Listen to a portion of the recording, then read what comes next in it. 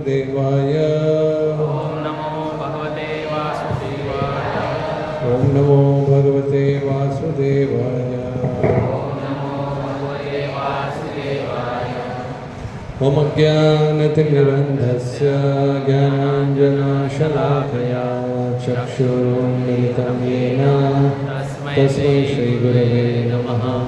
श्रीचैतन्यमनोभीष्टं स्थापितं येन भूतले स्वयं रूपा कदा मह्यं ददाति स्वपदान्तिकं। वन्देऽहं श्रीगुरो श्रीयुतापदकमलं श्रीगुरून् वैष्णवांश्च श्रीरूपं साग्रजातं सगणरघुनाथान्वितं तं सजीवं साद्वैतं सावधूतं परिजनसहितं कृष्णचैतन्यदेवं श्रीराधाकृष्णपादान् सहगणललिता श्रीविशाखान्विताश्च। हे कृष्ण करुणा सिंधो दीनबंधो जगत्पते गोपेश गोपिका कांत राधा कांत नमोस्तुते। तप्त कांचन गौरांगी राधे वृंदावनेश्वरी वृषभानुसुते देवी प्रणमामि हरिप्रिये। वाञ्छाकल्पतरुभ्यश्च कृपा सिन्धुभ्य एव च पतितानां पावनेभ्यो वैष्णवेभ्यो नमो नमः। जय श्री कृष्ण चैतन्य प्रभु नित्यानंद श्री अद्वैत गदाधर श्रीवासादि गौरभक्तवृंद। हरे कृष्णा कृष्णा कृष्णा हरे हरे हरे राम राम राम हरे हरे। हरे कृष्णा कृष्णा कृष्णा हरे हरे हरे राम राम राम हरे हरे। हरे कृष्णा कृष्णा कृष्णा हरे हरे हरे राम राम राम हरे हरे। हरे कृष्ण। हरे। तो आप सभी भक्तों का इस बरसाती मौसम में बड़ा स्वागत और हृदयपूर्वक नमस्कार। तो आज के भागवतम सत्र में हम लोग डिस्कस कर रहे हैं श्रीमद् भागवतम का स्कंध 11 अध्याय 16 श्लोक क्रमांक 17। यहाँ पर उद्धव को भगवान श्री कृष्ण अपनी अलग अलग शक्तियों के बारे में बता रहे हैं। तो आज का श्लोक इस प्रकार है। ऐरावतं गजेन्द्राणां यदा सांवरुणं प्रभुं तप्तां द्युमतां सूर्यं मनुष्याणां च भूपति। शब्दार्थ बोलेंगे। ऐरावत नामक हाथी गजेंद्राणां राजसी हाथियों में यादसाम जलचरों में वरुण प्रभु समुद्रों का स्वामी तप्ताम ऊष्मा उत्पन्न करने वाली वस्तुओं में द्युमताम प्रकाश करने वाली वस्तुओं में सूर्य हूँ मनुष्यों में च भी भूपति राजा। अनुवाद इस प्रकार से है। मैं राजसी हाथियों में ऐरावत और जलचरों में समुद्रों का अधिपति वरुण हूँ। समस्त ऊष्मा तथा प्रकाश प्रदान करने वाली वस्तुओं में मैं सूर्य और मनुष्य में मैं राजा हूँ। तो इसमें यही बता रहे हैं कि जो हाथियों में सबसे फेमस हाथी है ऐरावत, वो कृष्ण है। जो जलचर हैं, समुद्र में रहने वाले जीव, उनके स्वामी हैं स्वयं समुद्र देवता वरुण, तो कृष्ण बोल रहे हैं मैं हूँ। जो सबसे ज़्यादा गर्मी देने वाली वस्तुएं और प्रज्वलित करने वाली वस्तुएं हैं, लाइट, उसमें सबसे पावरफुल है सूर्य, तो कृष्ण बोल रहे हैं सूर्य मैं हूँ। और मनुष्यों में सबसे शक्तिशाली होता है राजा, किंग, तो कृष्ण बोल रहे हैं उद्धव को कि ये राजा मैं हूँ। तो इस प्रकार से एक बार की बात है, श्रील सनातन गोस्वामी, जो कि 6 गोस्वामियों में सबसे प्रमुख गोस्वामी हैं, वो वृंदावन से चैतन्य महाप्रभु को मिलने के लिए जगन्नाथपुरी आ रहे थे। तो वो जंगलों के रास्ते से आए, झारीखंड नाम का जंगल था बिहार में। वहाँ पे उनको कुछ कई दिनों तक उपवास करते हुए, कम खाते हुए गुजरना पड़ा। तो बीच में कुछ अशुद्ध पानी पीने की वजह से और उसमें स्नान करने की वजह से उनके शरीर पे फोड़ियाँ हो गई और काफ़ी उसमें खुजली आती थी और उससे द्रव्य पदार्थ, पस वगैरह बाहर आता था। ऐसा वो चैतन्य महाप्रभु को मिलने के लिए जगन्नाथपुरी पहुँचे और श्रील हरिदास ठाकुर के कुटिया में रहने लगे।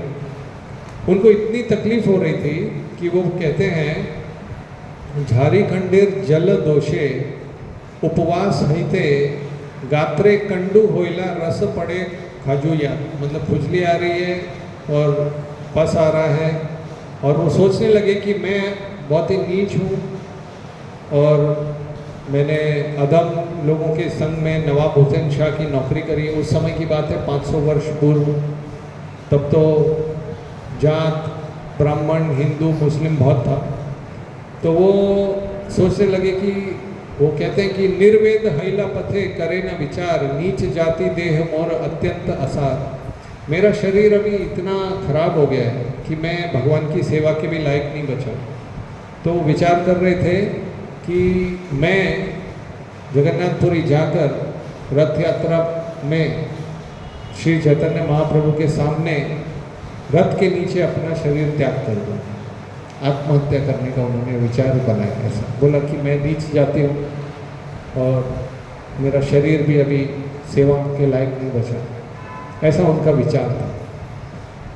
तो चैतन्य महाप्रभु रोज उनको मिलने आते थे, सनातन गोस्वामी और हरिदास ठाकुर को, और जगन्नाथ जी का प्रसाद देते थे। और चैतन्य महाप्रभु ने उनको न्यूज़ सुनाई सनातन गोस्वामी को कि अभी कुछ 10 दिन पहले ही आपके छोटे भ्राता रूप गोस्वामी यहाँ से गए वृंदावन की तरफ, और जो आपके सबसे छोटे भाई हैं अनुपम, उनका देहांत हो गया। ऐसा न्यूज़ थी। तो सनातन गोस्वामी उनको बता रहे थे कि मुझे याद है मैं अपने सबसे छोटे भाई अनुपम को कभी मैं बोलता था कि श्रीमद् भागवतम में लिखा है कि कृष्ण ये सुप्रीम है, ये परम है। वो श्री राम का भक्त थे अनुपम। तो रूप गोस्वामी सनातन गोस्वामी की बात सुनकर अनुपम ने बोला कि आप मेरे दोनों बड़े भाई हो और आपकी आज्ञा मेरे लिए भगवान की आज्ञा के समान है, तो मैं अभी कृष्ण की भक्ति करूँगा। और ऐसा उन्होंने निर्णय किया और प्रयत्न कर रहे थे, मगर उनको ऐसा लगा कि मैं रघुनाथ के चरण, श्री राम के चरण छोड़ नहीं सकता हूँ, और मेरे बड़े भाइयों ने मुझे जो बताया है वो भी सत्य है। तो सनातन गोस्वामी के समक्ष आए, रोते हुए बोले कि मैं अभी भगवान श्री राम को नहीं छोड़ सकता, तो मैं अपना देह त्याग कर देता हूँ क्योंकि मैं आपकी आज्ञा पालन नहीं कर पा रहा।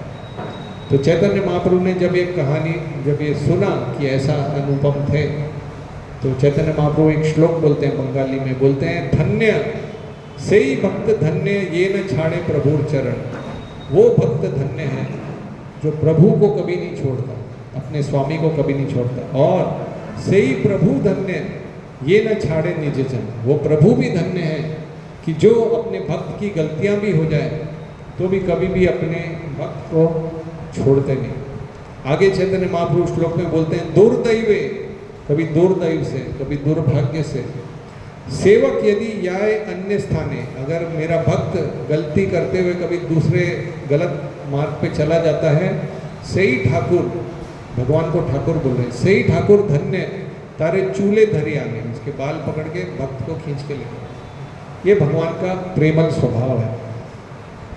एक दिन स्वयं चैतन्य महाप्रभु भगवान है, वो सनातन गोस्वामी के हृदय की बात जानते थे।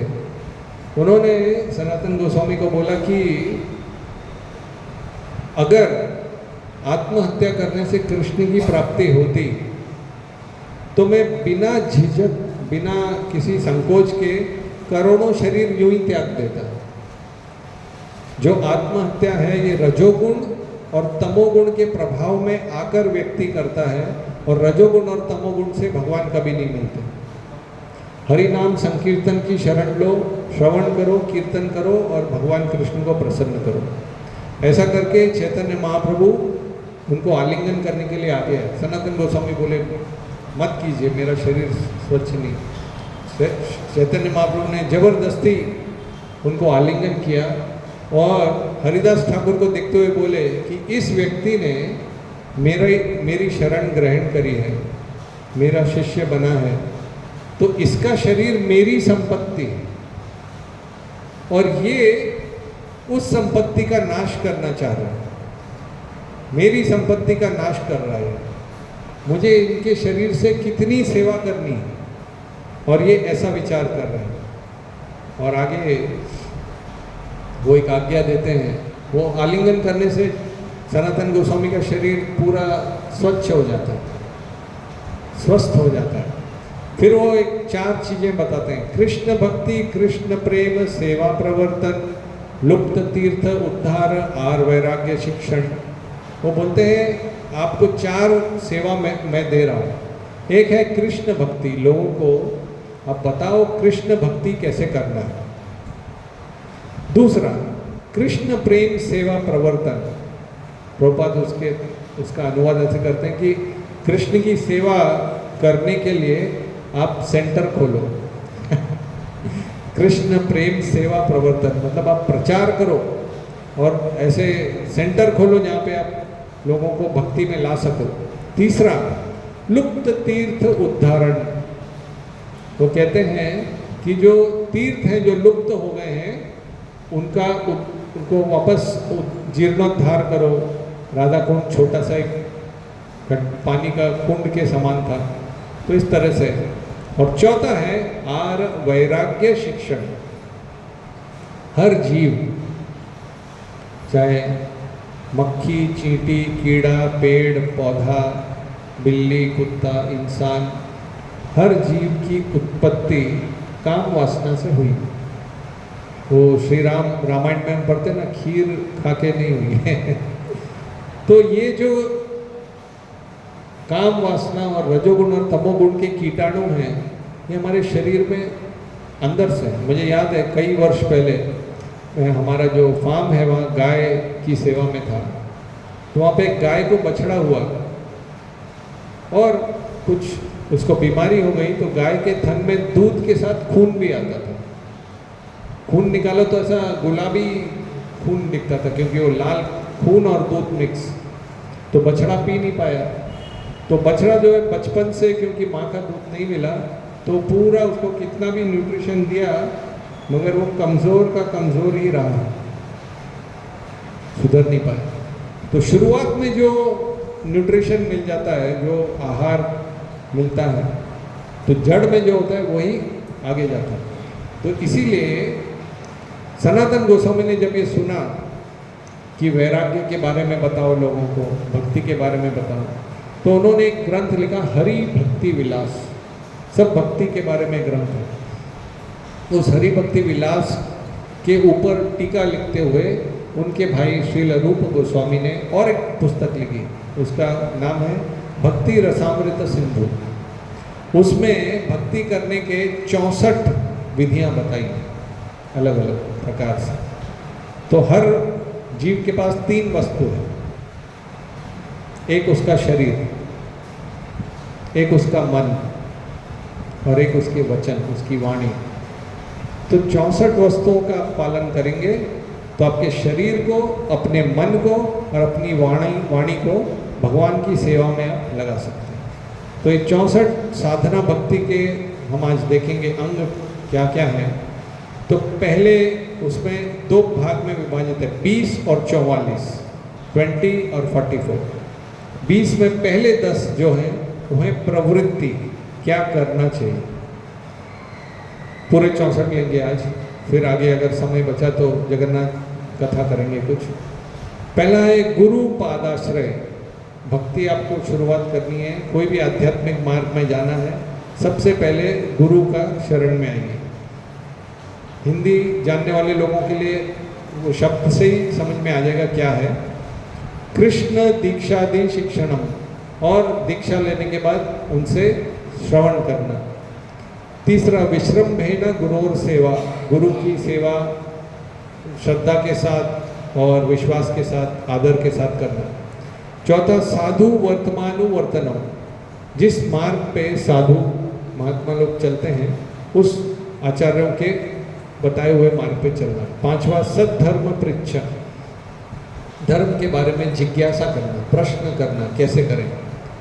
छठवा कृष्णार्थे भोगादि त्याग, कृष्ण की प्रसन्नता के लिए जो भोग वस्तुएं हैं उनका त्याग करो। तीर्थवास, तीर्थों में वास करना। यावत अर्थ परिग्रह,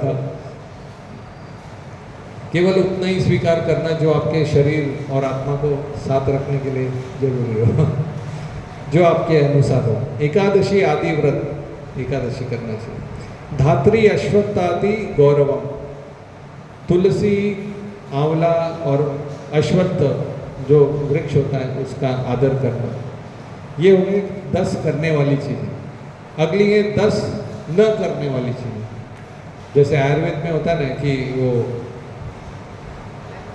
क्या बोलते हैं, पथ्य, पथ्य और आहार, या यम, योग में होता है यम और नियम, टू डू, और ये मत करो ये करो। तो ये न करने वाले 10 हैं। असत्संग त्याग, गलत लोगों का, अभक्तों का संग न करो। बहु शिष्यादि अनिबंधन, बहुत ज़्यादा शिष्य मत बनाओ, थोड़े शिष्य चाहिए। ज़्यादा शिष्य हो गए फिर आपकी भक्ति में बाधा आती है। बहु ग्रंथ कला भाष्य त्याग, बहुत ज़्यादा अलग अलग ये भी सुना वो भी सुना, वहाँ भी गए वो भी सुना, हम सबकी सुनते हैं, करते हैं अपनी। बहुत ज़्यादा भी नहीं पढ़ना चाहिए, जो शास्त्र थोड़ा बहुत है उतना जानकारी। फिर वादेशु वाद परित्याग, बहुत ज़्यादा आर्ग्यूमेंट नहीं करना चाहिए, वाद नहीं डालना चाहिए, ऐसा और ऐसा।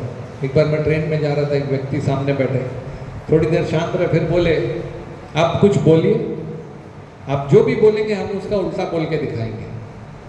मतलब ये क्या बात हो गई, मुझे नहीं चाहिए, मैं आपको, मैंने बोला मैं स्वीकार करता हूँ आप जो बोलते हैं आप, मैंने बोला नहीं आप कुछ तो बोलिए। उनको ऐसा मतलब ये हो रहा था कि आप कुछ तो बोलिए, मैं उसको गलत सिद्ध कर दूंगा।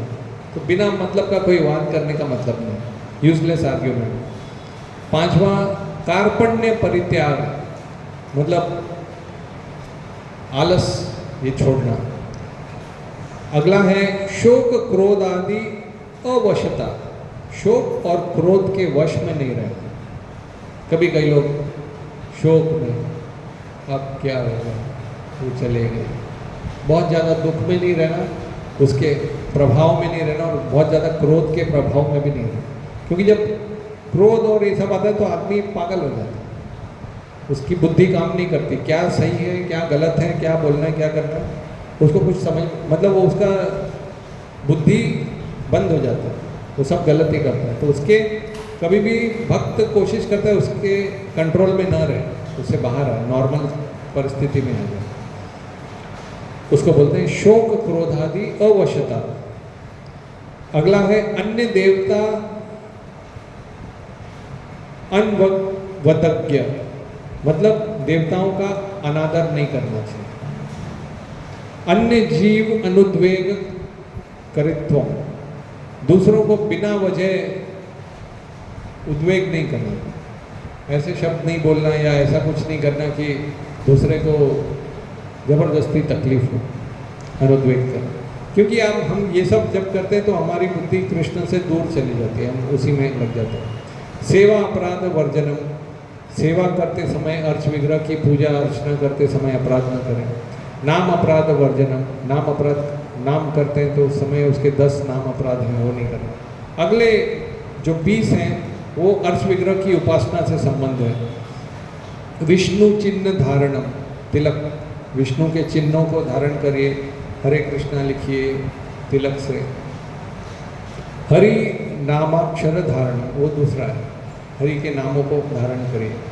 निर्माल्य धारणम, भगवान का जो भी भगवान का से आता है, माला वस्त्र, जगन्नाथपुरी में जाएंगे वस्त्र देंगे आपको, कोई कुछ माला देगा तो भगवान का वो मल नहीं, निर्माल्य है, उसको पहनना चाहिए। अग्रे तो नर्तनम, भगवान के सामने कीर्तन करना चाहिए, डांस करना चाहिए। दंडवत नति ही, दंडवत प्रणाम करना चाहिए भगवान के सामने। अभ्युत्थानम, जब भगवान की पालकी आए या भगवान का रथ आए तो खड़े हो जाना चाहिए, मतलब गुड मॉर्निंग टीचर, सब बच्चे खड़े होते तो ऐसा भगवान के लिए, ये सब रिस्पेक्ट है, प्रेम बढ़ाने के। अनुवृज्य, अनुवृज्य मतलब जैसे अगर पालकी जाए या रथ यात्रा जाए तो उसके पीछे पीछे चल के जाओ, वो भक्ति का ये सब अंग है। स्थाने गति ही, भगवान के मंदिरों में, भगवान के सत्संग में जाइए। परिक्रमा, तो समझते हैं भगवान के मंदिर की गोलाकार में उल्टी नहीं लगाने का, घड़ी की दिशा में लगाना, ऐसा दाएं हाथ को भगवान की तरफ रख कर। कई बार कुछ लोग उल्टी परिक्रमा लगा देते हैं गलती से। अर्चनम, भगवान की अर्चना करना। परिचर्या, कुछ पर्सनल सेवा करना भगवान की। अभी जैसे हमारे भी गोपीनाथ भगवान को जब रात को सुलाते हैं तो विग्रह के पैर दबाते हैं, बहुत प्रेम से दबाते हैं, फिर चद्दर देते हैं, तकिए के नीचे पुष्प रखते हैं, रात को फिर रबड़ी का भोग लगाते हैं प्रेम से। गीतम, भगवान के सामने कीर्तन करना चाहिए। संकीर्तनम, सबके साथ कीर्तन करना चाहिए। जपह, जप करना चाहिए। विज्ञप्ति, विज्ञप्ति मतलब बहुत नम्रता से भगवान के सामने प्रार्थना करनी चाहिए। स्तव पाठ, भगवान को अच्छे अच्छे उनके गुणगान करना चाहिए। स्तव। नैवेद्यास्वाद्य, नैवेद्य, भगवान के प्रसाद को स्वीकार, ये सबसे फेवरेट है, खाते रहो। पाद्य आस्वाद, चरणामृत वगैरह लेना चाहिए। धूप सौरभम, उनका जो अगरबत्ती है, दिया है, वो लेना चाहिए। श्री मूर्तिर स्पर्शनम, भगवान को कभी स्पर्श करके प्रणाम करना चाहिए। अगले 19 हैं। श्री मूर्तिर दर्शनम, भगवान का दर्शन लेना चाहिए। कोई आपको कुछ नहीं बोलेगा, क्यों देख रहे हो? बाहर की दुनिया में आप ऐसे देखोगे, क्या देखते हैं, क्या प्रॉब्लम? भगवान को देखोगे तो कोई प्रॉब्लम नहीं, आप कितना भी घंटों घंटों देख सकते हो। और फर्क ये है, भगवान के सौंदर्य को देखोगे तो मन शांत होगा, बाहर के सौंदर्य को देखोगे तो मन और उत्तेजित हो जाएगा। अगला है आरती महोत्सव दर्शनम, भगवान की आरती जब होती है तो उसका दर्शन लो। श्रवणम, जो अभी हम कर रहे हैं, सुनना चाहिए। तत्कृपापेक्षणम, हमेशा वेट करना चाहिए कि भगवान मुझे कृपा देंगे। स्मृति ही, भगवान को याद करना चाहिए मन से। ध्यानम, भगवान की लीलाओं का स्मरण करना चाहिए। दास्यम, दिन भर हम जो सेवा करते हैं हमें ये सोचना चाहिए कि अभी ये सेवा, भले मैं कपड़े धो रहा हूँ, ब्रश कर रहा हूँ, स्नान कर रहा हूँ, नौकरी कर रहा हूँ, जो भी कर रहा हूँ, भगवान की सेवा के रूप में कर रहा हूँ।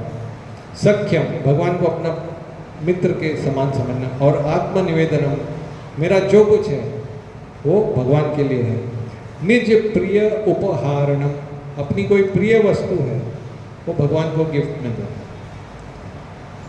तद अर्थे अखिल चेष्टा, भगवान के लिए कुछ भी करने के लिए तैयार। स्वार्थ शरणापत्ति, हर परिस्थिति में, जो भी परिस्थिति हो, सुख आवे चाहे दुख आवे, सर्वथा शरणापत्ति, हमेशा भगवान को शरण में जाना। तुलसी सेवनम, तुलसी की सेवा करना चाहिए, तुलसी को जल अर्पण करो, तुलसी को बीज लगाओ, तुलसी को साफ करो। शास्त्र सेवनम, शास्त्र को पढ़ना चाहिए। मथुरा सेवनम, मथुरा में जाना चाहिए। वैष्णव सेवनम, वैष्णव की सेवा करना चाहिए। यथा वैभव महोत्सव, ये इम्पोर्टेंट है।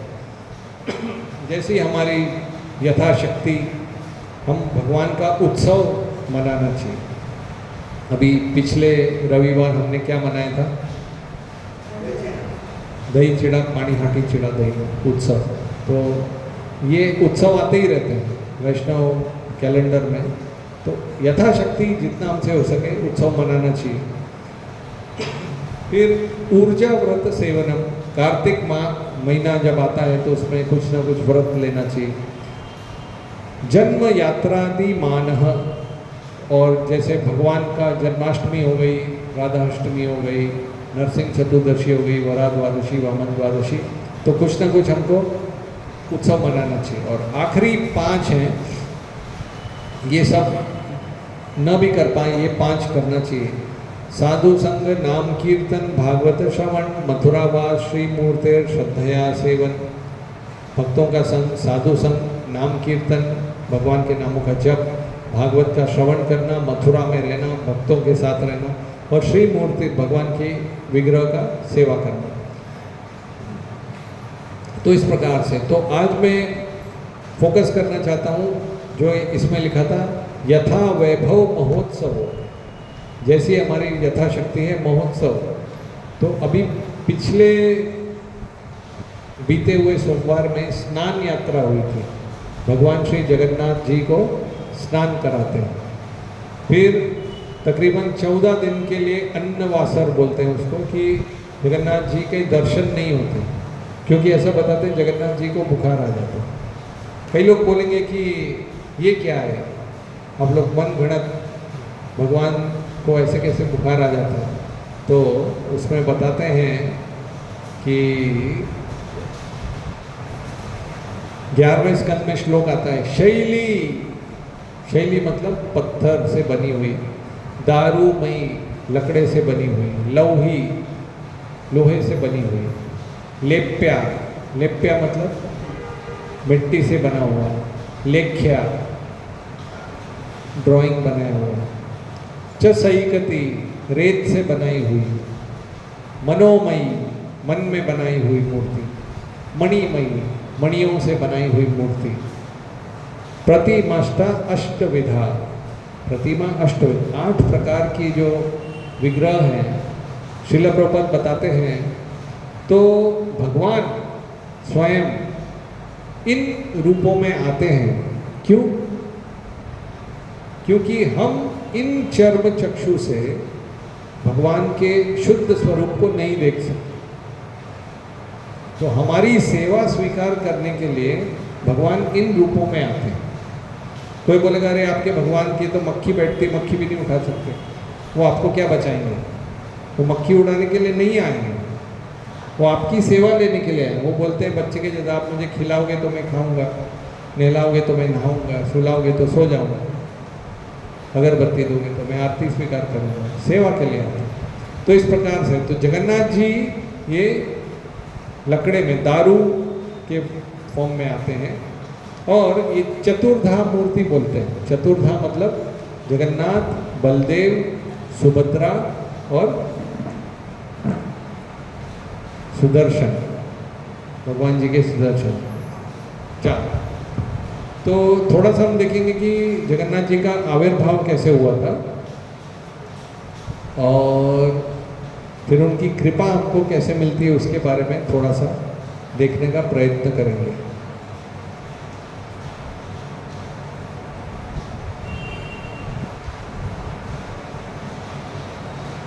ऐसा बताते हैं ब्रह्मा जी ने जब सृष्टि करी, ब्रह्मा जी ने करी, उसके बाद उन्होंने सृष्टि करने के बाद देखा कि मैं जो भी सृष्टि किया हूँ उसमें बड़ा दुख है। वो विष्णु नारायण के पास जाते हैं, एक श्लोक बोलते हैं, क्षुत त्रिधातुबीर इमा मुहुर अर्ध्यमानः शीतोष्ण वात वर्षेर, अभी वर्षा हो रही है ना, शीतोष्ण वात वर्षेर इतरेतराच्च कामाग्निना चितरुषा च सुदुर्भरेण संपश्यतो मन उरुक्रमसीदते में। वो बोल रहे हैं क्षुत, हर 3 घंटे में भूख लगती है, हर थोड़ी थोड़ी देर में प्यास लगती है। शुद्ध त्रिधातु बीर ईमान, ये हमारा शरीर एक थैली है, थैली होती है ना थैली, ये थैली है, कफ वात और पित्त की थैली है और कुछ नहीं। बहुत सारे श्लोक हैं अलग अलग बताते हैं माया से हमको बाहर हटाने के लिए कि इसकी जो हड्डियां हैं वो बिल्डिंग के कॉलम्स के जैसा है, और ये जो प्लास्टर है वो पेंट है, कभी थोड़ा गोरा थोड़ा काला, काले हैं तो क्या हुआ कोई चाइना में जाओगे थोड़ा पीला रहेगा, अफ्रीका में जाओगे थोड़ा समोसा जल गया काला हो गया, अलग अलग प्रकार के रंग हैं, बाकी तो प्लास्टर है। तो शरीर से तो ये क्षुद्र, इसमें भूख लगती है, प्यास लगती है, 3 धातुओं से बना हुआ ये शरीर है। मूर अर्द्यमाना, हमेशा तकलीफ होती। क्या तकलीफ होती? शीत, ठंड लगती, अभी लगेगी थोड़े समय बाद। खैर बम्बई में तो लगती नहीं, बम्बई में बहुत गर्मी, थोड़ी कम गर्मी, थोड़ी कम गर्मी, 3 सीजन आती है, गर्मी रहती है हमेशा। उष्ण, शीतोष्ण वात, हवा चलती है कभी जोर जोर से। वर्षा आती है, अभी वर्षा चालू हो गई। आमची मुंबई बिजली रे बिजली। शुरुआत में सबको मजा आता है, बाद में बोलते हैं अरे क्या हो गया।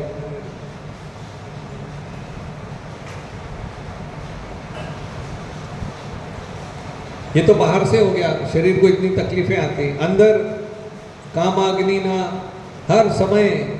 भक्ति विनोद ठाकुर लिखते हैं कि मन जे पागल मोर न माने शासन, सदा अचेतन विषय रोए चे घोर गोपीनाथ। ये मन मेरा इतना पागल है, विषय रोए, विषय के लिए रोता है। जैसे बच्चा रोता है ना, मम्मी दे दो दे दो दे दो। उसको फिर गुमराह करो, इधर उधर भगाओ, फिर थोड़ी देर के वो देखो क्या है, वो देखो क्या है, फिर मम्मी। तो ऐसा वो हमारा मन है, बार बार उधर ही, कुत्ते की पूंछ टेढ़ी। अच्युत रुषा, ऐसा क्रोध जो रुकता नहीं है। क्रोध में कभी अभी ट्रेन का कुछ न्यूज़ आया था, लड़ाई झगड़े में प्राणी हर लिए किसी की। अच्युत रुषा सुदूर भरेण, ये मुझसे सहन नहीं हो रहा। ब्रह्मा जी बोल रहे मैंने ये सृष्टि करी है, ये 3 धातुओं की थैली मैंने बनाई है, और लोगों के मन में और बाहर में इतनी तकलीफें डाल दी। संपश्यतो, वो बोल रहे हे नारायण स्वामी, हे भगवान विष्णु, ये सब जब मैं देखता हूँ, मन उरुक्रम, हे भगवान, मन सीदते में, मुझे बड़ा दुख हो रहा है। तो ऐसी कोई जगह आप बताइए, आज चल के तुझे मैं लेके चलूँ एक ऐसे गगन के तले जहाँ गम भी ना हो, आंसू भी ना हो। तो भगवान ब्रह्मा जी भगवान को बोल रहे ऐसी कौन सी जगह है जहाँ पे जीव जाकर मन की शांति पा सकता है, जहाँ गम भी ना हो, कुछ ना हो। तो भगवान नारायण उनको बोलते हैं हे ब्रह्मा जी, दक्षिण में एक सागर है, समुद्र है, वहाँ पर एक नीलाचल नाम का एक जगह है, नीले रंग का पर्वत है, वहाँ पे पुरी धाम है, उसको पुरुषोत्तम धाम भी बोलते हैं। वहाँ जाओ और तपस्या करो। जब तुम तपस्या करोगे तो मैं तुम्हें स्वयं प्रकट होकर दर्शन दूंगा, और मेरा वो जो विग्रह होगा उसके हर लोग, जब कोई भी उसके दर्शन करेगा, इस जन्म मृत्यु के चक्कर से पार हो जाए। तो ऐसा बताते हैं ब्रह्मा जी की जो आयु है वो इस प्रकार से है कि सत्य युग, त्रेता युग, द्वापर युग, कलयुग, जब 1000 बार घूम जाते हैं, मतलब ये चारों एक बार घूमे, ऐसे 1000 बार घूम जाते हैं, तो ब्रह्मा जी के 12 घंटे पूरे होते हैं एक दिन में, उतनी ही उनकी रात होती है। सहस्त्र युग पर्यंतम अहर यद ब्रह्मणो विदु, ऐसा करके श्लोक गीता में आता है। सहस्त्र युग, 1000 युग जब बीत जाते हैं तो ये उनका दिन होता है। ऐसा उनका 365 दिन का एक वर्ष होता है, और ऐसे उनके 100 वर्ष की आयु होती है। उस आयु को बोला जाता है परा। तो ब्रह्मा जी के जब 50 वर्ष पूरे होते हैं उसको बोला जाता है परार्थ, परा का आधा।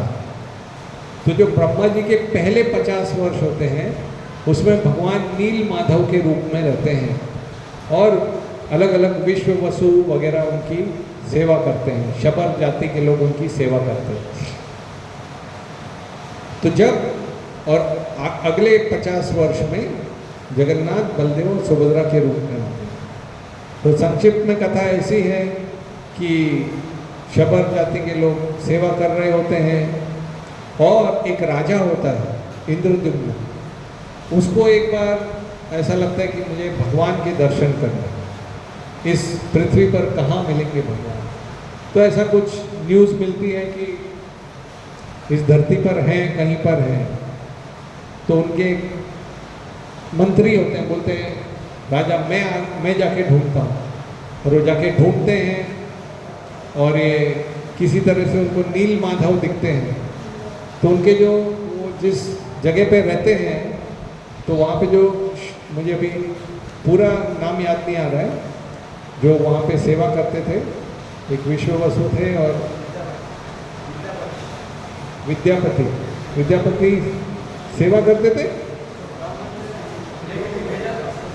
हाँ, तो वहाँ पे जो सेवा करते थे उनकी पुत्री से वो विवाह करते हैं, मंत्री।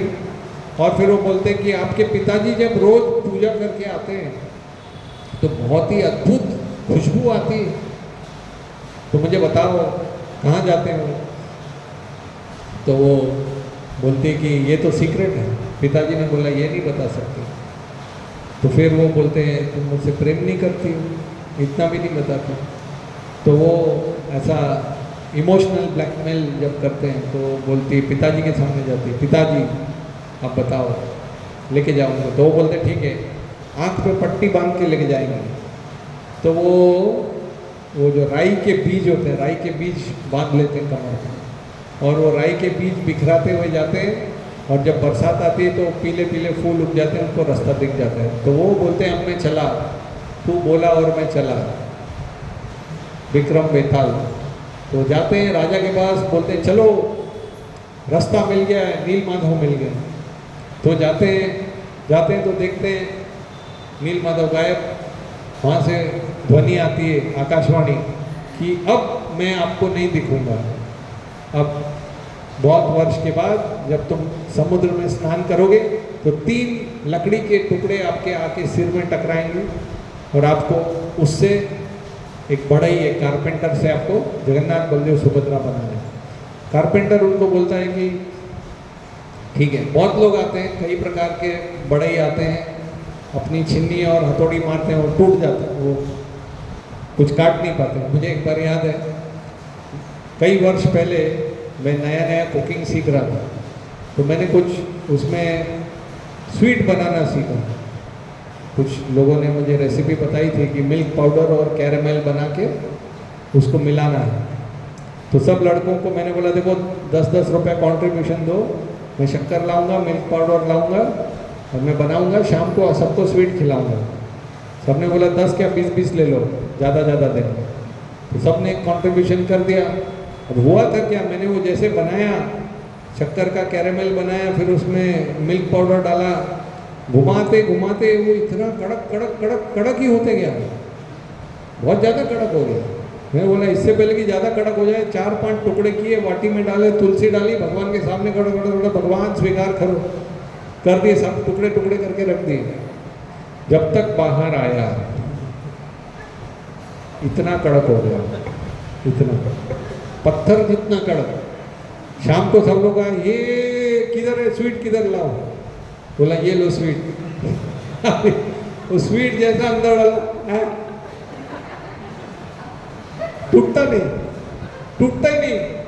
बोला ये क्या बनाया, ये तो मीठा तो लग रहा है मगर टूटता नहीं हो। बोले ये तो बड़ा मुश्किल हो गया। सब लोग चाट के बोला अरे ये तो बड़ा मुश्किल हो गया।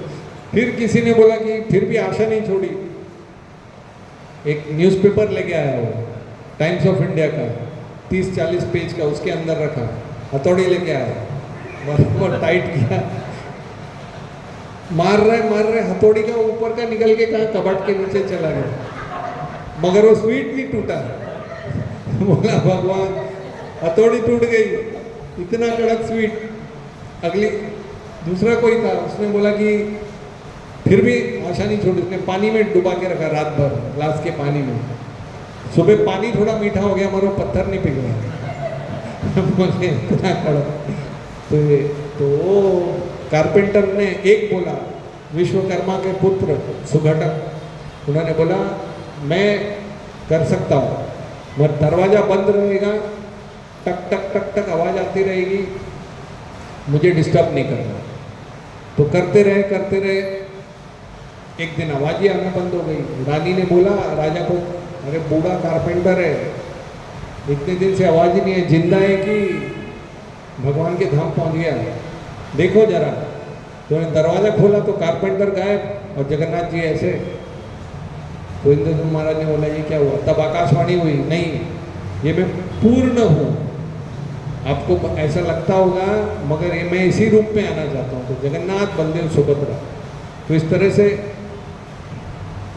ऐसा बताया जाता है कि भारत के 4 दिशा में 4 तीर्थ हैं।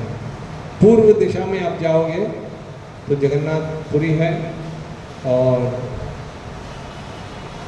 पश्चिम में जाओगे तो द्वारका है, दक्षिण में जाओगे तो रामेश्वरम है, और उत्तर में जाओगे तो बद्रीनाथ है। 4 धाम है। तो भगवान को त्रियुगी बताया जाता है। त्रियुगी मतलब 3 युगों में आते हैं, कलयुग में नहीं बताया जाता। प्रहलाद महाराज बोलते हैं छन्न कलौ, मगर कलयुग में आते हैं। एक होता है नाम के रूप में, हरे कृष्ण कृष्ण कृष्ण हरे हरे, राम राम हरे हरे। दूसरा भागवतम के रूप में आता है, कलौ नष्ट कृष्णे स्वधाम उपगते धर्म ज्ञान आदि भी सह कलौ नष्ट दशामेत पुराणार्को अधुना उदिता।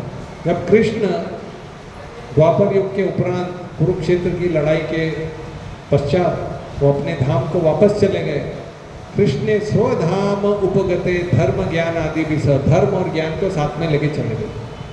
कलौ नष्ट दृशा में, तो जब धर्म और ज्ञान जीवन से चला गया तो अंधकार जो कलयुग के जीव हैं उनके जीवन में कलौ नष्ट दृशामेश।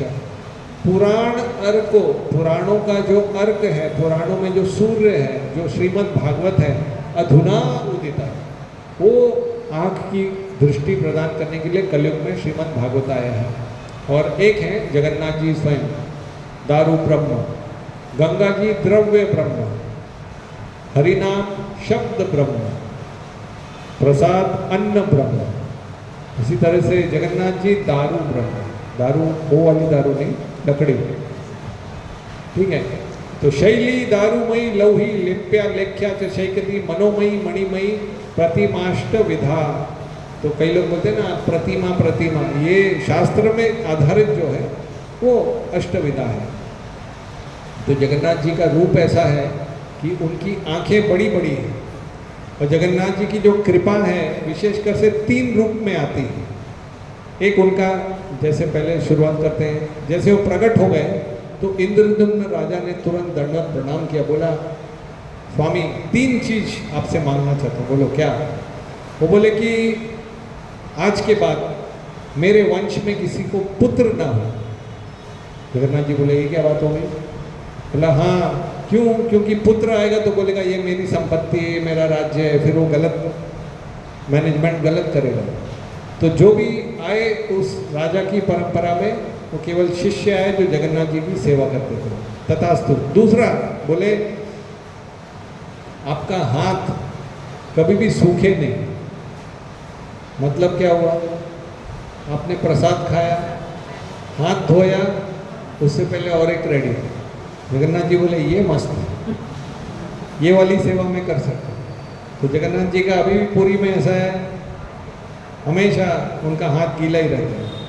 और तीसरा इंद्रदुम्न महाराज बोले कि आप हमेशा भक्तों को दर्शन देना, ऐसा कोई समय नहीं होना चाहिए कि दर्शन न मिले। तो आज भी जगन्नाथ जी का ऐसा है कि वो सोते नहीं। जगन्नाथ जी सोते नहीं। क्यों नहीं सोते? क्योंकि उनको पलके ही नहीं है, बड़ी बड़ी आंखें हैं, सोएंगे कैसे? और रात को आप देखेंगे 12 बजे, 12:30, 1 बजे उनको सबसे बड़ा वेश बोलते हैं, बड़ा श्रृंगार। रात को हम लोग कोट टाइप पैंट में तो सोते नहीं ना, रिलैक्स थोड़ा पैजामा पहन के, हमारा तो खैर वैसे ही दिन भर ही ढीला ही रहता है, पर थोड़ा रिलैक्स होता है आदमी, ठंडा बाल में वो कौन सा वो ठंडा वाला तेल लगा के, नवरत्न लगा के मालिश करके थोड़ा रिलैक्स होते सोते। और जगन्नाथ जी फुल फॉर्म में, क्यों? क्योंकि रात को जब मनुष्य सो जाते हैं तो देवी देवता आते हैं, बड़े बड़े ऐसे प्रमाण भी हैं, और वो उनकी सेवा स्वीकार करते हैं। तो इसलिए उनका एक कृपा है अनिमिष, मतलब वो आंखें उनकी झपकती नहीं, कृपा कटाक्ष, इस तरह से। दूसरी कृपा है रथ यात्रा। शुरुआत से ही जगन्नाथ मंदिर में ऐसा रहा है, चैतन्य महाप्रभु के समय पे भी श्रील हरिदास ठाकुर, सनातन गोस्वामी ये जगन्नाथ जी के सामने के रास्ते से भी नहीं जाते। क्यों? क्योंकि वो बाहर के लोगों को नहीं अलाउ करते थे दूर रहने के लिए। तो रथ यात्रा ऐसी एक चीज़ है कि जैसे डॉक्टर अगर पेशेंट बहुत बीमार हो जाए, वो हॉस्पिटल नहीं जा सकता है तो डॉक्टर हॉस्पिटल से बाहर आ जाते हैं, तो इसी तरह जगन्नाथ जी स्वयं रथ पे आ जाते हैं, बोलो आ जाओ, आलिंगन रेडी, सबको दर्शन देने के लिए। बाकी मंदिरों में आप देखेंगे एक छोटी सी मूर्ति होती है, विग्रह जो बाहर जाता है। जैसे हमारे मंदिर में गोपीनाथ जी हैं, बड़े 3 साढ़े 3 फुट के विग्रह हैं, तो उनके साथ एक श्री राधा गोपीजन वल्लभ, उनकी पालकी होती है, उनका नौका विहार होता है, उनकी होली फेस्टिवल होता है। हर मंदिर में, दक्षिण भारत में भी आप जाएंगे, एक बड़े रहेंगे एक छोटे रहेंगे, जो यहाँ पे स्वयं जगन्नाथ जी इतने बड़े भारी भरकम रहते हैं कि उनको डोरियों से बांध के लाना पड़ता है। और ऐसा बताते हैं, एक वो श्लोक आता है उसमें बोलते हैं कि जगन्नाथ जी के चलाए थे पारे, कौन उनको उठा के ले जा सकता है? वो तो खुद की इच्छा से चलते हैं, खुद की इच्छा से डोलते हैं। पुजारी जो पंडे लोग हैं वो बोलते हैं हमको खुद ही नहीं समझ में आता कि हम यहाँ खींच रहे हो, जा रहे हो उधर, वहाँ से धक्का मार रहे हो, आ रहे इधर, ऐसा। तो इसकी शुरुआत ऐसे हुई थी, बताते हैं जगन्नाथपुरी का जो मंदिर है उसको बोलते हैं द्वारका, भगवान कृष्ण का द्वारका, और जो गुंडीचा मंदिर है उसको वृंदावन बोलते हैं। तो ऐसा बताते हैं साधारण 11 वर्ष की उम्र तक कृष्ण वृंदावन में रहे थे, फिर अक्रूर जी आके उनको लेके चले गए कंस के इनविटेशन पे। उसके बाद बड़े राजा बन गए कृष्ण मथुरा के, फिर द्वारकाधीश बन गए, 16,108 रानियों से विवाह किया, बड़े महल बना दिए। फिर कुछ सूर्य का ग्रहण हुआ था तो कुरुक्षेत्र में वो स्नान करने आए थे तीर्थ में, तो वहाँ पे वृंदावन वासी भी आए थे। तो वहाँ पे जब राधा रानी ने कृष्ण को देखा तो कहती हैं कि आपके हाथ में पहले बांसुरी हुआ करती थी, अभी तलवार और तीर और कमान लगा के रखे हो, पहले आपके गले में वैजयंती माला होती थी, अभी आप हीरे जवाहरात के ये पहने हुए, पहले आप साधारण वस्त्र पहनते थे, अभी सिल्क और ये सब पहने हुए हो, पहले आप पेड़ों के नीचे गोवर्धन में कहाँ बैठते थे, अभी रथ और घोड़ों और हाथियों के बीच में घूम रहे हो। हमें आप पहले आप मोर मुकुट लगा के घूमते थे केवल, अभी बड़ा बड़ा मुकुट रत्न जड़ित आप वृंदावन में आ गए। तो मुझे अच्छा लगा, मुझे वो कृष्ण पसंद है। तो गोपियों ने मन से एक रथ बनाया, कृष्ण को उस पर बिठाया और मन से खींचा, तो वो ये रथ यात्रा है कि हम भगवान कृष्ण को द्वारका से वृंदावन की तरफ लेके जा रहे हैं। जो भी कोई केवल वो रस्सी को स्पर्श भी करता है तो उसको भगवान का धाम मिल जाता है, ऐसा बहुत विशेष कृपा है। तो ऐसा है, तो रथ यात्रा ये भी बड़ी विशेष कृपा है। और अगली जो तीसरी कृपा है, पहला क्या बोला कृपा? अनिमिष, उनकी नेत्र, बड़ी बड़ी आंखें। दूसरा है प्रसादम। उससे भी पहले एक बताते हैं और एक लीला होती है, कृष्ण द्वारका में नींद में भी राधा राधा, तो तो सारी रानियां सोचती थी हमारे सेवा में क्या समस्या हो गई, हमेशा ये गोपियों गोपी गोपी नाम लेते हैं। तो वो रोहिणी को बुलाते हैं, रोहिणी क्योंकि वो वृंदावन में भी थी, यहाँ पे भी थी, द्वारका में भी थी। वो पूछते हैं कि क्या क्या चक्कर है, कौन है ये गोपियाँ, इनको क्यों याद करते हैं कृष्ण इतना। तो रोहिणी बोलती है चलो मैं प्रवचन देती, एक हॉल में सबको बिठाती, बोलती मगर किसको वहाँ पे खड़ा किया था, सुभद्रा मैया को खड़ा किया था कि देखो कृष्ण आ जाए तो बता देना पड़ेगा, क्योंकि अगर वो सुन लेंगे ये कथा, वृंदावन की कथा, तो वो बोलेंगे अब मैं यहाँ नहीं रहूँगा, तुरंत रथ निकालेंगे वृंदावन चले जाएंगे। तो रोहिणी देवी बताती रहती, तो सुभद्रा मैया सुन के वृंदावन के भाव में आकर एकदम भूल जाती हैं। वो पीछे से कृष्ण उठते देखते महल में कोई दिख नहीं रहा है, क्या चल रहा है, खाली खाली। तो जाते देखते हैं ये तो हॉल में प्रवचन चल रहा है, वो भी वृंदावन के बारे में। तो सुभद्रा के बगल से वो सुनते हैं, और दूसरी तरफ बलराम आते हैं, अरे कृष्ण कहाँ है, सब खाली खाली लग रहा है, अच्छा इधर है क्या सुन रहे हैं। वो सुभद्रा के दूसरी तरफ से तो सुनते रहते हैं, सब भूल जाते हैं और इतने भाव में चले जाते हैं कि उनके हाथ अंदर चले जाते हैं, पैर अंदर चले जाते हैं, बड़ी सी स्माइल आ जाती है, आँख बड़ी हो जाती है। जैसे अगर मैं आपको बोलूँ, पता है आज कल रात को मेरे सपने में कौन आया था, मैं कौन, हाथ सिकुड़ जाते, पूरा कॉन्सेंट्रेशन, भूत आया था, भूत, अच्छा भूत, तो अपने आप आंखें बड़ी हो जाती है। तो ये जब आप डीप फोकस में आ जाते तो ऐसा हो जाता है। तो जगन्नाथ जी का ये रूप है, तो वो भी एक रूप है। तो उस समय पे उनको नारद मुनि बोलते हैं कि आप इस रूप में जरूर आए, ये आपका विशेष रूप। और अगला है प्रसादम। ऐसी कथा आती है, एक बार नारद मुनि घूमते घूमते पहुँचे भगवान विष्णु के सामने, और उन्होंने लक्ष्मी देवी की बहुत सेवा करी। लक्ष्मी देवी ने बोला, बोलो वत्स क्या चाहिए। मैं बोला कुछ नहीं, भगवान नारायण का थोड़ा सा महाप्रसाद चाहिए। लक्ष्मी देवी बोली, उफ, कल ही मुझे उन्होंने बोला था कि मेरा महाप्रसाद किसी को मत देना। तो नारद मुनि बोलते हैं, आपने तो बोला था, वादा किया था, और अभी आप ऐसा बोल रही हैं, अब मेरा क्या होगा, हाय। तो फिर लक्ष्मी जी बोलते हैं, चिंता मत करो, मैं कुछ सेटिंग करता हूँ। तो जैसा स्त्रियों का अलग अलग वो सेवा करती रहती, कुछ बोलते नहीं नारायण की, बोलते लक्ष्मी जी कुछ अलग आपके हाव भाव लग रहे हैं, कुछ समस्या। बोलते कुछ नहीं, नारद मुनि आए थे, सेवा करी, अच्छी बात है, और नहीं उन्होंने कुछ बोला दे सकते, मतलब क्या देना, मतलब महाप्रसाद। तो मगर आपने बोला कि आप ना बोले थे। बोले कोई बात नहीं, सेवा करिए ना, जब मैं नहीं देख रहा हूँ तब चुपचाप मेरी प्लेट उठा लेना। नारायण ने इधर उधर देखा तो पूरी की पूरी प्लेट नारद मुनि को दे दी। अब नारद मुनि तो प्रसाद पाकर पूरा खुश। जब आदमी खुश हो जाए तो क्या करता है, जो वो कौन सा गाना गाएगा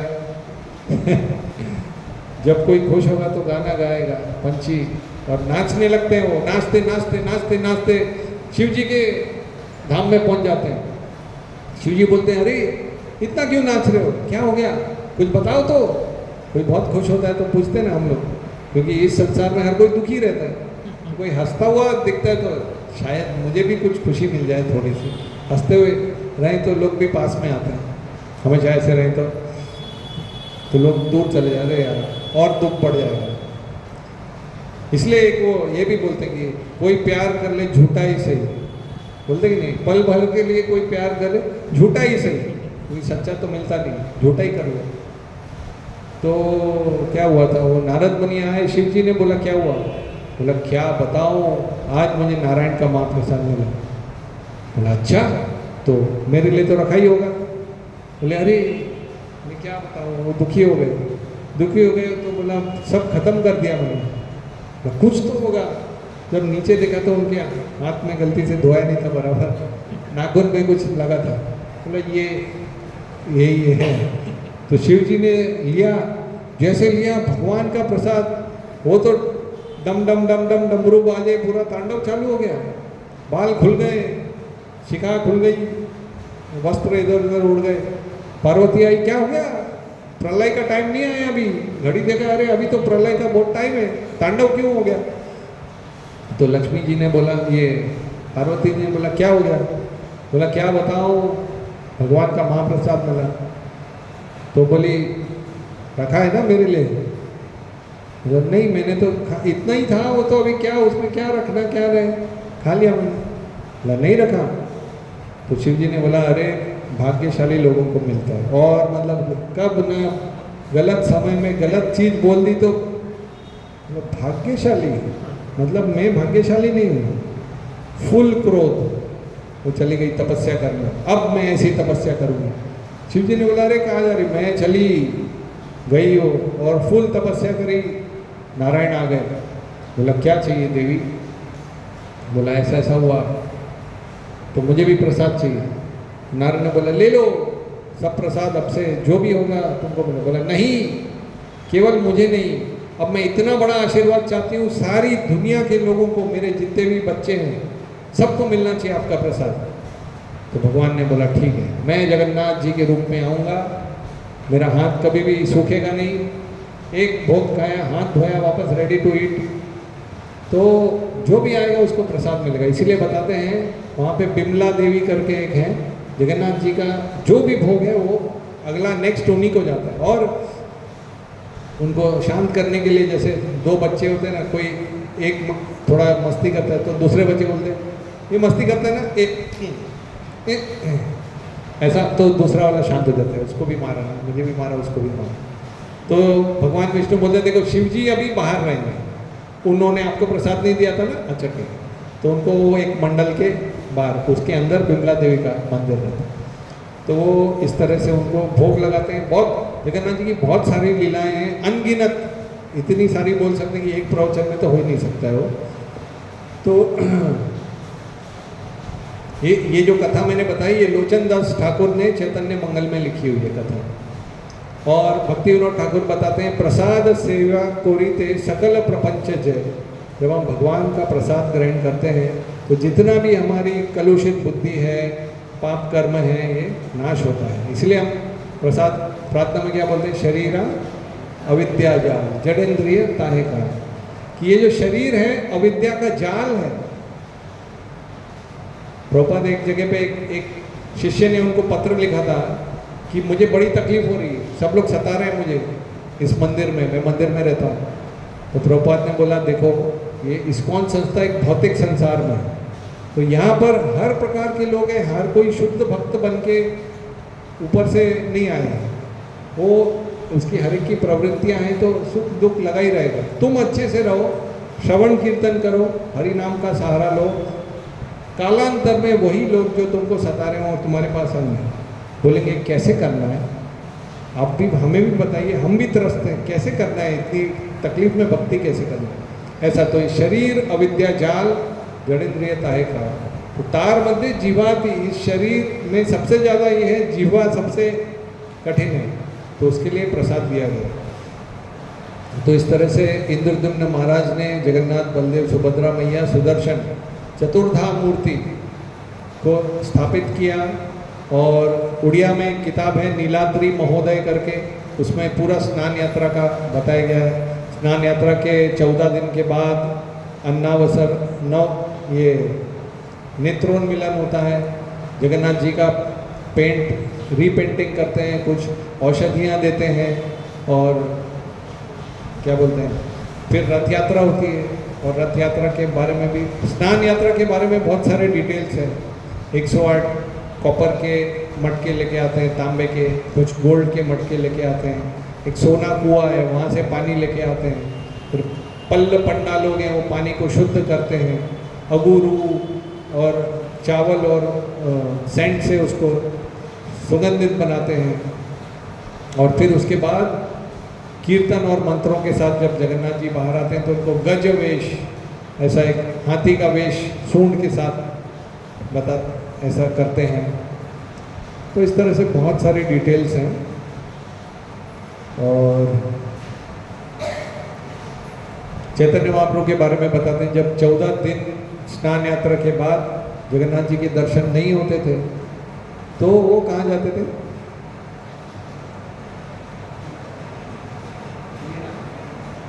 अलारनाथ, वहाँ पे भी भगवान चतुर्भुज विष्णु का रूप है, आज भी है। आप जाएंगे तो चैतन्य महाप्रभु जब वहाँ पे दंडवत करते थे तो वहाँ पे पत्थर पिघल जाता था। चैतन्य महाप्रभु का ऐसा ही था भाव। जगन्नाथपुरी में भी जब जगन्नाथ जी के दर्शन करते थे तो जो खंबे वो सामने नहीं आते थे, गरुड़ स्तंभ है वहाँ पे, गरुड़ स्तंभ के पीछे से ऐसे देखते थे तो उनका 3 उंगलियाँ दीवार पे और कुछ उंगलियाँ स्तंभ पे वो पिघल जाता और नीचे पैर के नीचे जो पत्थर था वो पिघल जाता, इतना भाव विभोर हो जाते थे। क्यों? क्योंकि चैतन्य महाप्रभु स्वयं अंतर कृष्ण बहिर् गौर, अंदर से कृष्ण ही है, बाहर से गौर राधा रानी का स्वभाव, उनका मूड और उनका कांति ऐसा लेके आए हैं। तो उनका कृष्ण के प्रति आकर्षण होता था तो इस तरह से उनका ये होता था। तो इसी के साथ हम लोग अपनी कथा को यहाँ पर ही विराम देंगे। श्री जगन्नाथ बलदेव सुभद्रा मैया की, समवेत भक्त वृंद की, श्रील प्रभुपाद की, निताई गौर प्रेमानंदी। हरे कृष्ण।